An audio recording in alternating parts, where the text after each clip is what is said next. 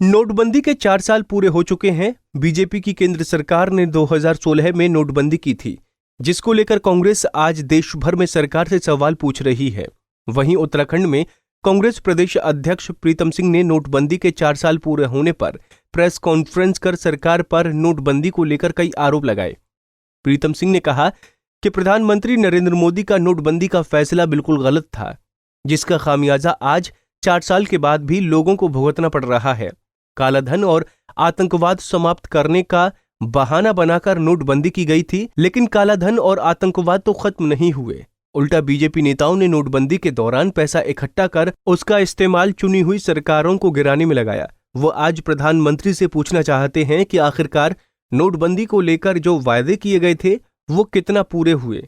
आज ही के दिन 2016 में देश के प्रधानमंत्री जी ने देश के अंदर नोटबंदी लागू करने का काम किया।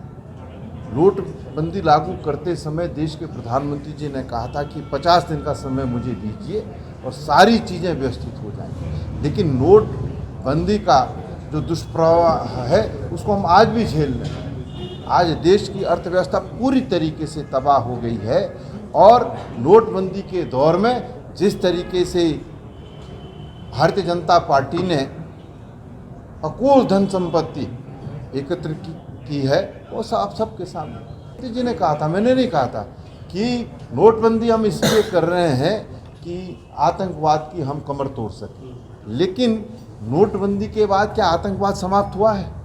आतंकवाद तो आज भी विद्यमान है। तो ये दलील दे करके कि आतंकवाद समाप्त होगा, काला धन समाप्त होगा, नोटबंदी लागू करने का काम किया। ना तो काला धन समाप्त हुआ, कोई आया नहीं काला धन। 99% जो मुद्रा थी वो बैंक में जमा हो गई है और आतंकवाद जो है समाप्त नहीं हुआ। कहाँ से कमर टूटी? जब हमने नए नोट निकाले आपके पास और हमारे पास, वो 2000 और 500 का नोट बाद में आया, आतंकवादियों के पास तो पहले से चला गया था।